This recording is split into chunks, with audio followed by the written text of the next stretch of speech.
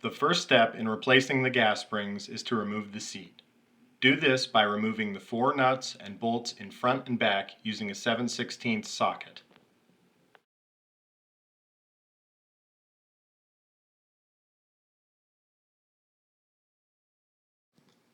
The next step is to remove the cable. To do this, clamp the cable below the threads at the handle. Using a 3/8 socket, remove the nut.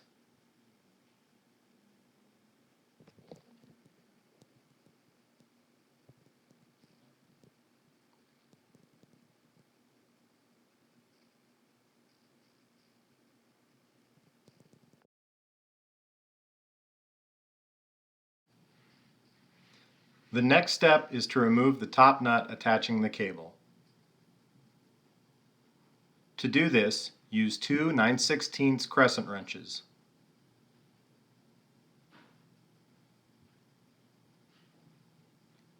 Once you have removed the nut, slide the top of the cable through the housing and remove the bottom of the cable from the bracket near the gas springs.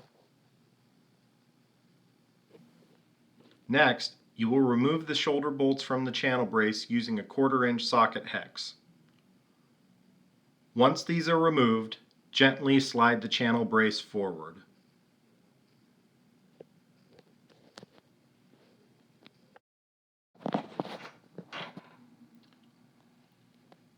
Using the same 1/4" socket hex, remove the shoulder bolts from the pivot arm and gently move it forward.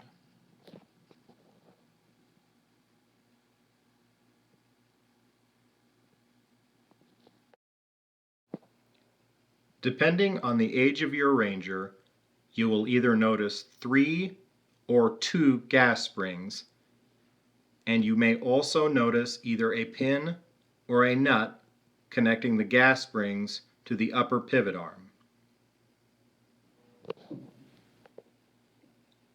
If you have a pin, using needle nose pliers, remove the clevis pin.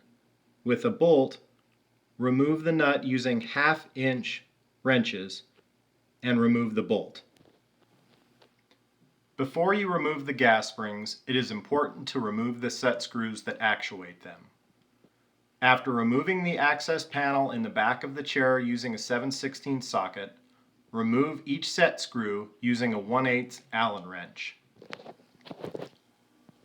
After removing each set screw, loosen each lock nut using an 11/16 crescent wrench.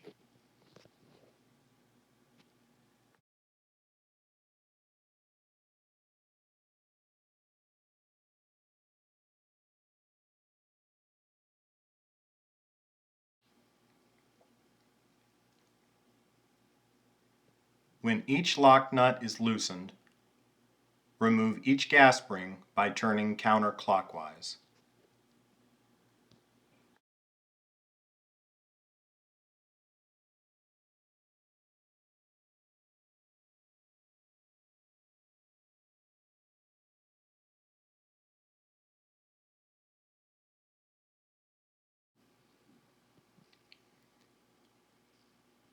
After you have removed each gas spring, remove the lock nut and replace them on your new gas springs.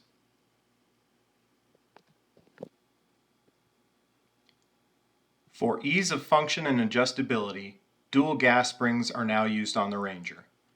Install the new gas springs into the pivot trip on the left and right threaded holes.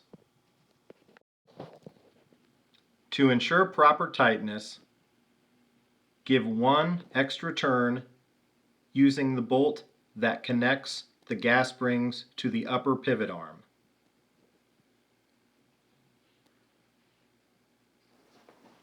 After you have tightened your gas springs, align them using the bolt that will connect them to the upper pivot arm.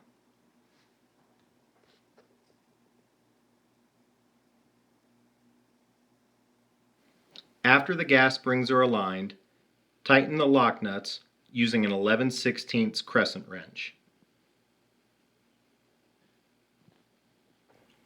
At this point, realign the gas springs with the upper pivot arm and insert the bolt.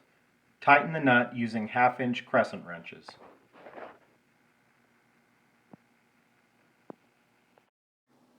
The next step is to reinstall your set screws.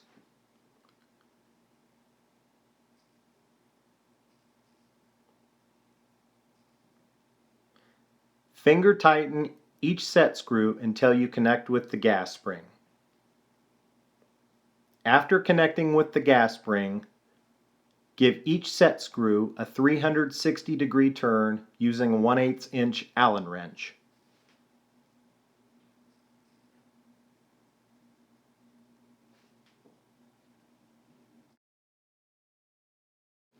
After adjusting the set screws, reinstall the upper pivot arm to the frame using the shoulder bolts.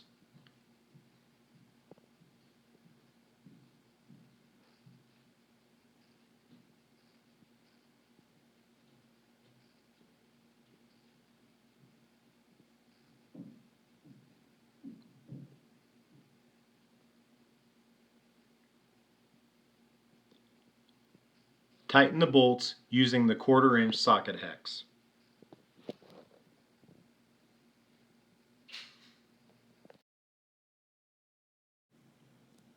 Use the same steps to reinstall the channel brace.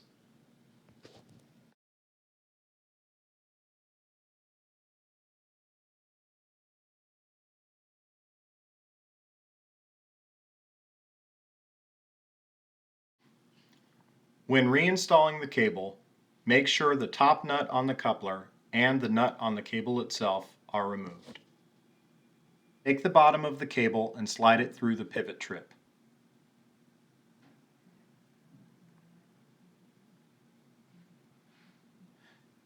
You will next install it into the flat piece below the gas springs.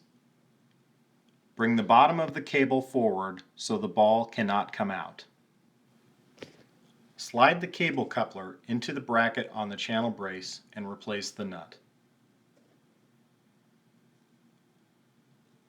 Next, slide the top of the cable into the handle and replace the nut to ensure it will not slip out.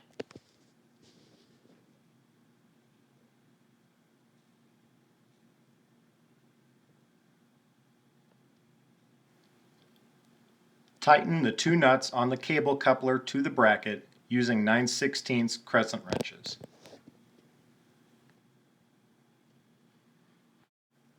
Next, clamp the cable below the threads and tighten the nut using a 3/8 socket.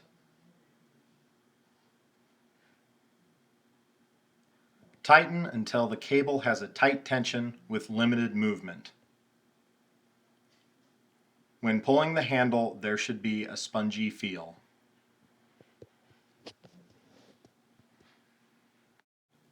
After you have tightened the cable, exert down pressure on the chair while pulling the handle. When releasing the handle, the chair should lock into place.